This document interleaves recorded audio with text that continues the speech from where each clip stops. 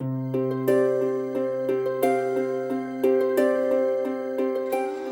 and welcome to Indian Story. There is nothing more beautiful and exciting than story. Everybody has a story. In fact, the story is a light. Now let's watch what this story has to say.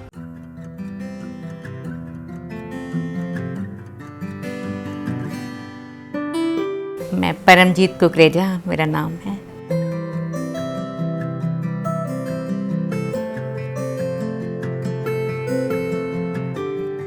और बड़ा अच्छा रहा जब मेरी नौकरी लगी। They was so happy. शुक्राना किया भगवान का।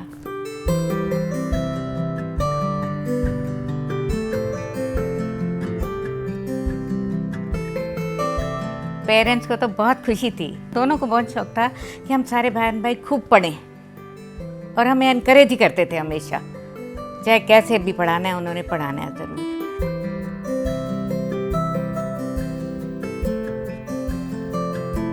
कोई भी टॉपिक शुरू होता है जिसमें किसी की बुराई का शुरू हो जाता, हाँ नहीं होता है, देखते हैं फादर इन लॉ है ही नहीं है बीच में, अरे डैडी कहाँ गए, डैडी कहाँ गए, डैडी चले गए अपना, या पाठ करने चले गए या सैर करने चले गए, कि नहीं आपने ये वाला टॉपिक शुरू कर दिया था, मेरे को नहीं अच्छा लगता किसी की निंदा बुराई करने के जाना।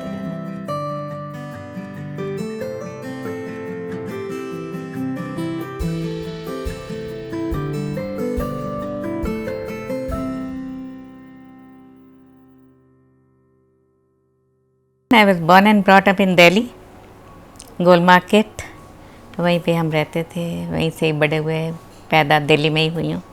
स्कूलिंग मेरी खालसा स्कूल ये पहाड़गंज में था, चूना मंडी, और college Khalsa college Devnagar, there after Delhi school of social work, university of Delhi.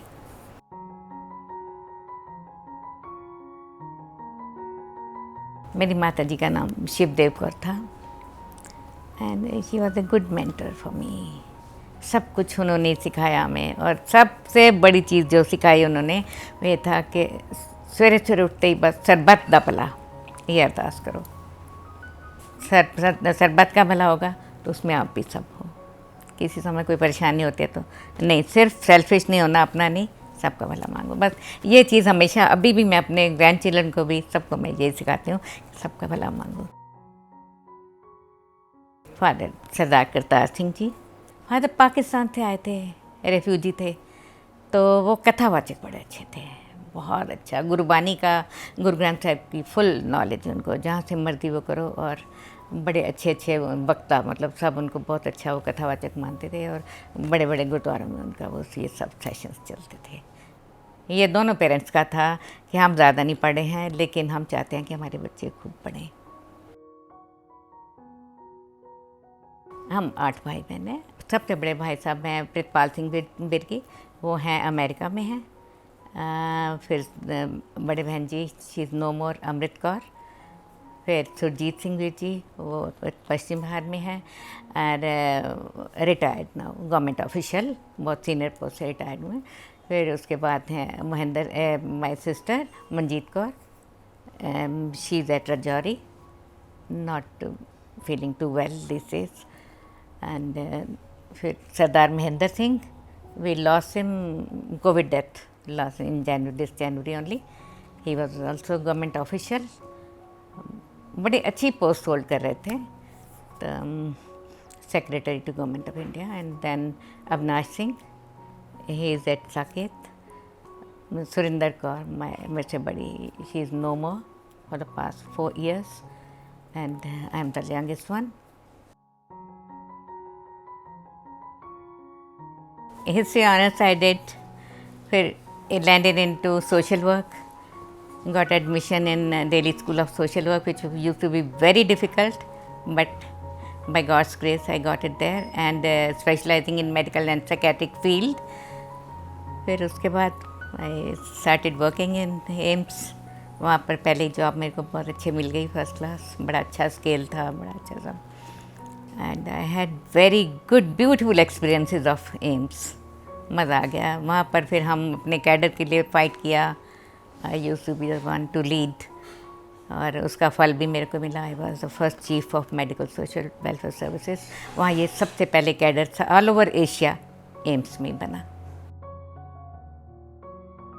Parents को तो बहुत खुशी थी, क्योंकि मैं बताया ना, दोनों को बहुत शौक था कि हम सारे बहन भाई खूब पढ़ें, और हमें इनकरेज ही करते थे हमेशा, चाहे कैसे भी पढ़ाना है उन्होंने पढ़ाना है ज़रूर।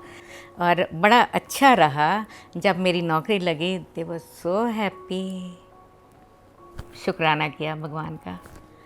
और मेरी शुरू से आदत रही थी कि जब से मैंने स्टार्ट किया था, बच्चों को और लेडीज़ को, चाहे मैं चीफ़ बन गई थी, मेरे को और कई काम थे चीफ़ वाले, लेकिन ये 2 वाले मैंने अपने पास ही रखे डिपार्टमेंट्स, क्योंकि मेरे को तसल्ली नहीं होती थी मेरे कोलीग्स जाएंगे तो प्रॉपर उनको वो करेंगे या नहीं, तो मैं अपना कोशिश होती थी कि खुद उनको जाके डील करूँ उनसे। और शायद ये उन्हीं की मेरे ख्याल आशीर्वाद है कि आज भी हम इज़्ज़त की रोटी खा रहे हैं। बड़ा अच्छा लगा, और उसी काम का ही वो था नतीजा कि मेरे को मैं दिल्ली एडमिनिस्ट्रेशन में मैजिस्ट्रेट की पोस्ट मिल गई।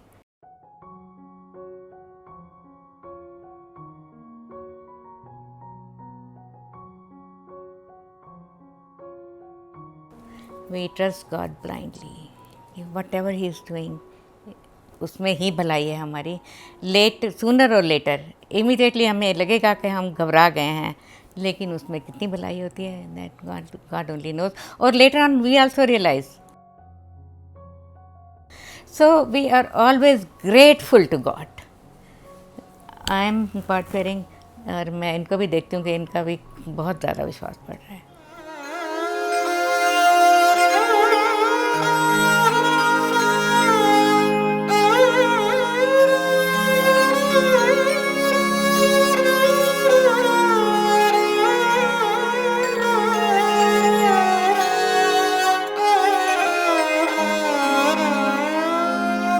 मैं तान दीवान तू है मेरे स्वामी, मैं तुझ आगे अरदास, मैं होर थाऊं नाही जित पह करो बिनती, मेरा दुख सुख तुझ ही पास, मेरा दुख सुख तुझ ही पास।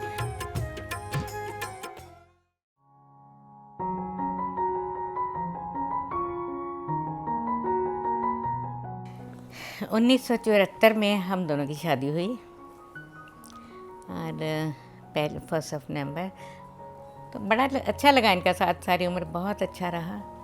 ही ऑलवेज सपोर्टेड मी, इवन मेरे ऑफिस के उसमें भी इन्होंने मेरे को काफ़ी कोऑपरेट किया, इन द सेंस कि जब भी हम जाते थे अपने इस कैडर के लिए लड़ाई कर रहे थे, तो he supported me a lot. उसमें जितना टाइपिंग, सारे रिटर्न, सारी यही बना के देते थे मेरे को, नोट्स वगैरह उसमें।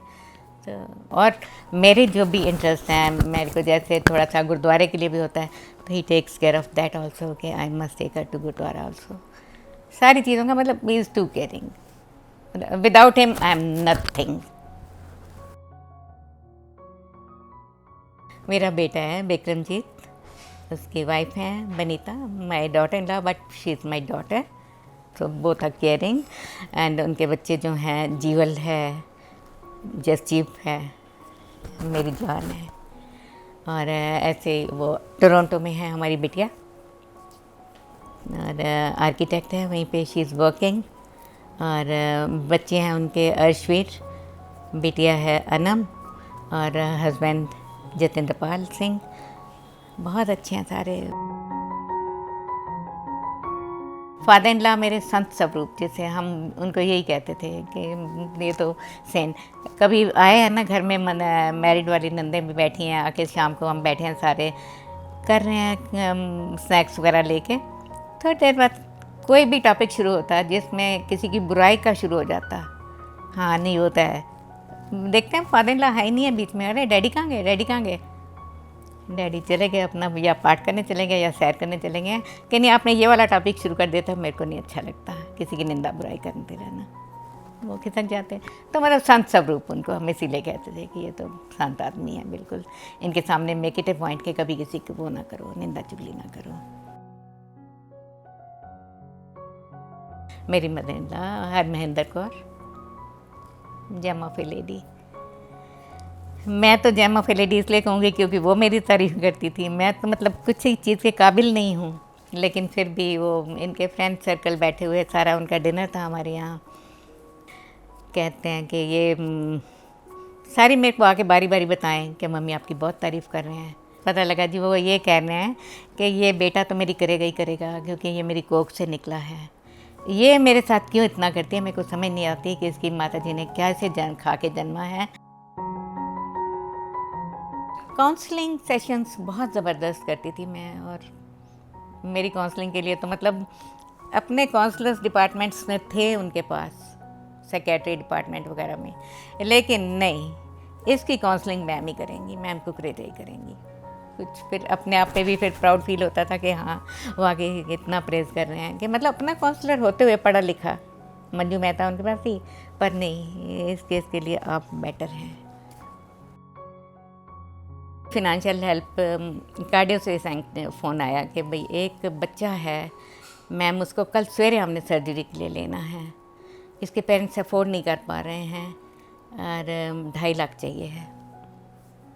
और मेरी उस स्कीम में भी वो नहीं आते थे, कहते हैं बीपीएल में भी नहीं है, बिलो पॉवर्टी लाइन में भी नहीं है, पर इसको करना ही करना है।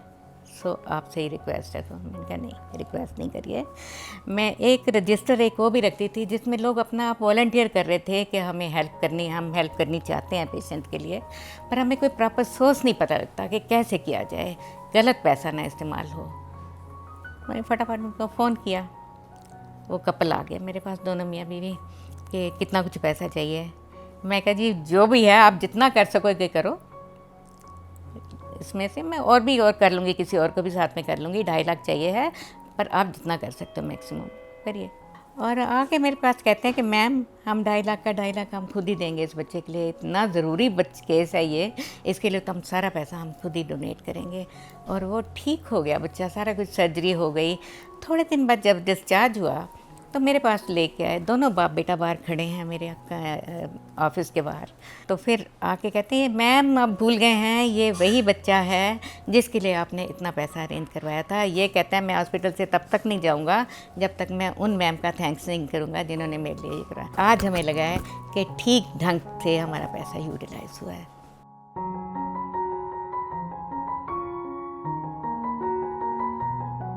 ट्रैवलिंग का मेरे को इन्होंने बहुत घुमाया, बस ये ऑस्ट्रेलिया न्यूजीलैंड साइड वो रह गया, बाकी अदरवाइज मोस्टली हम घूमे हैं सारे ही, और एंजॉय किया हुआ है काफ़ी, इनके साथ बहुत एंजॉय किया मैंने।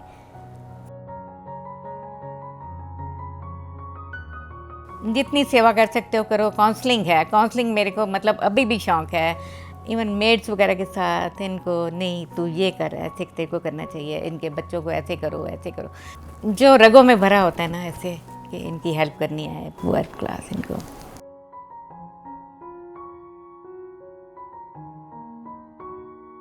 मेरे को सच्ची बता रही हूँ, पता भी नहीं लगता कैसे टाइम निकल जाता है। जैसे ये 10:30 पौने 11 ये जाते हैं ब्रेकफास्ट करके, उसके बाद थोड़ी देर रेस्ट करके, 1-2 मेरी ननद हैं, she is lost her husband two years back, अकेली रह रही हैं, उनके बच्चे दोनों बाहर हैं।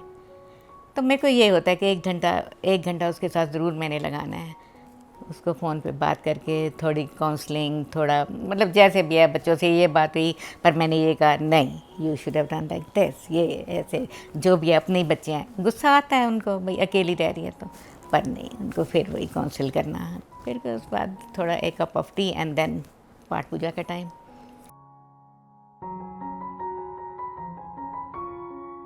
संगीत सीखा वीखा नहीं है कुछ भी, बस वैसे ही है जस्ट घर में।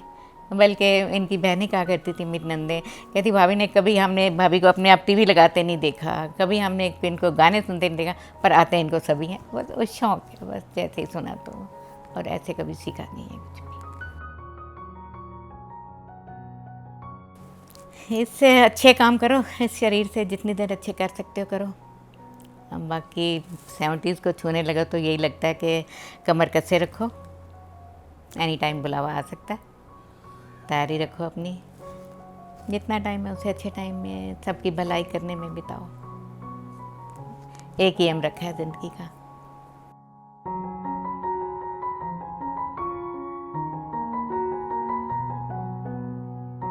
अभी मतलब कोई ऐसा नहीं लगता, क्योंकि मेरे को कई बार दिल करता है कि मैं हॉस्पिटल में ज्वाइन करूँ जाके, फिर उससे तो बल्कि शुरू में हुआ भी था। मैं वहाँ पर एम्स में वो भी रही हूँ consultant for authorization committee for renal transplant patients, उसमें भी है एज एन एक्सपर्ट। तो वो ये सारा बंद हो गया कोविड की वजह से, सर्जरीज ही नहीं हो रही, तो ओटीज ही नहीं खुली हैं, तो क्या होगा।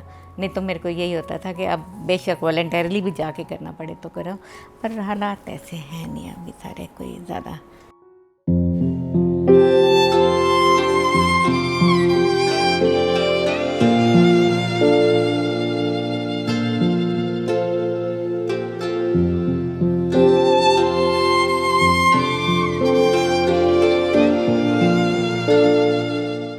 दुख लगता था इन बेचारों पे, गरीबों पे, जिनके पास कहाँ से खाते होंगे, क्या करते होंगे। अब हम भी कितना कुछ कर सकते हैं, जितनी कोशिश होती थी करें, इनको कुछ दें, सबका पेट भरे, सबके।